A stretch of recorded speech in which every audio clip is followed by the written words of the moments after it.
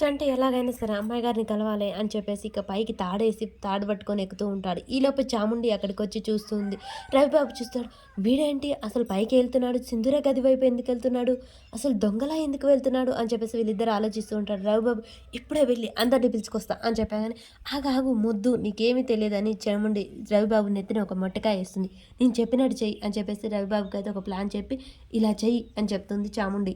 ఇక చంటి పైకి వెళ్ళి సింధూర మెడలో ఉన్న తాళి వైపే చూస్తూ ఉంటాడు. అమ్మాయి గారు నన్ను క్షమించండి, ఏదో ఆపద్ధర్మంగా కట్టాను కానీ మీకు తాళి కట్టే అర్హత నాకు లేదు, అసలు అది పాపం కూడా అని చెప్పేసి చంటి బాధపడుతూ ఉంటాడు. ఇక చంద్ర దగ్గరికి వెళ్ళి చిన్నగా తన మెడలో ఉన్న తాళి వైపే చూస్తూ ఉంటాడు. ఇక చాముండి రవిబాబు ప్లాన్ ఓకే అని చెప్పేసి రవిబాబు అయితే ఆ తాడు లేకుండా కూడా బిగుతూ ఉంటాడు. చాముండి పైకి వెళ్తూ ఉంటుంది. ఇక చంటి సింధూర మెడలో ఉన్న తాళిని తీయబోతూ ఉండగానే సింధూర లేస్తుంది.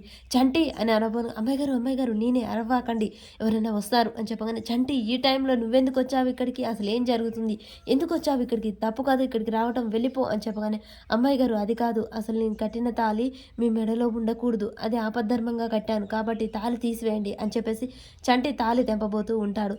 చంటి ఆగు, అసలు నీకేమైనా పిచ్చా, ఆగు అని చెప్పేసి చంటిని పక్కకు నెట్టేస్తూ ఉంటుంది.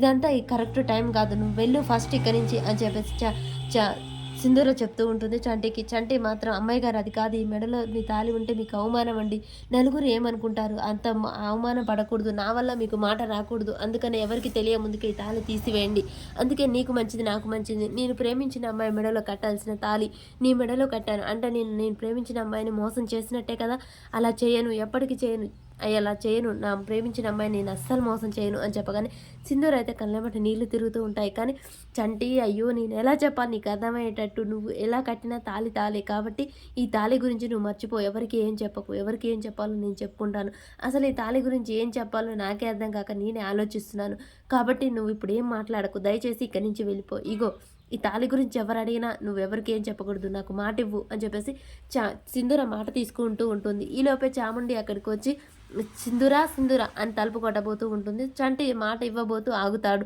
అయ్యో ఇప్పుడు చాముండి వచ్చింది ఎలా అని చెప్పేసి సింధూర అయితే తల పట్టుకుంటూ ఉంటుంది. అందుకే చంటి నిన్ను రావద్దన్నది, ఇప్పుడు సింధూర వచ్చింది ఏం చేద్దాం చంటి, చాముండి వచ్చింది అని చెప్పేసి అంటూ ఉంటుంది. ఇక రేపటి ఎపిసోడ్లో ఏం జరుగుతుందో తెలుసుకుందాం. చంటి కూరగాయలు తెస్తూ ఉంటే కవర్ తెగి కింద పోతూ ఉంటుంది. సింధూర చంటి ఇద్దరు కలిసి కూరగాయలు ఏరుతూ ఉండగానే చంటి అమ్మాయి గారు ఇంకో కవర్ అన్నా తీసుకురండి, కూరగాయలన్నీ అందులో వేయాలి అనగానే చంటి బస్వా వెళ్ళి నువ్వుతే అని చెప్పేసి సింధూర చెప్తూ ఉంటుంది. ఈలోపే ఇక బస్వా వెళ్ళి అయితే ఇంకో కవర్ తీసుకురావడానికి వెళ్తాడు. చంటి లేచి కూరగాయలు చేతులు పట్టుకొని అటుగా చూస్తూ ఉండగానే సింధూర మాత్రం గబుక్కున కింద కూరగాయలన్నీ ఏరుతూ చంటి కాళ్ళకైతే దండం పెడుతూ ఉంటుంది. తన భర్త తానే అని సింధూర అయితే ఇక మనసా వాచ కర్మ నమ్ముతూ ఉంటుంది. చంటి కాళ్ళని అయితే ఆశీర్వాదం తీసుకుంటూ ఉంటుంది. ఇక ఈలోపే చెంచలమ్మ బయటకు వచ్చి సింధూర ఇలా రా అని చెప్పేసి కూర్చోబెట్టి మీ అందరికీ నేను ఒక విషయం చెప్పాలనుకుంటున్నాను, అందరూ వినండి. ఏంటి చెంచలమ్మ, నేను సింధూర గురించి అయితే ఒక నిర్ణయం తీసుకున్నాను, నా కోడలు సింధూరకి నేను మళ్ళీ పెళ్లి చేయాలనుకుంటున్నాను అని చెప్తూ ఉంటుంది చెంచలమ్మ. ఆ మాట వినగానే సింధూర ఒక్కసారిగా షాక్ అయి నిలబడుతుంది. ఇక చెంచలమ్మ ఆ మాట వినగానే కేశవ ఇంట్లో వాళ్ళందరూ చంటితో సహా నవ్వుతూ ఉంటాడు.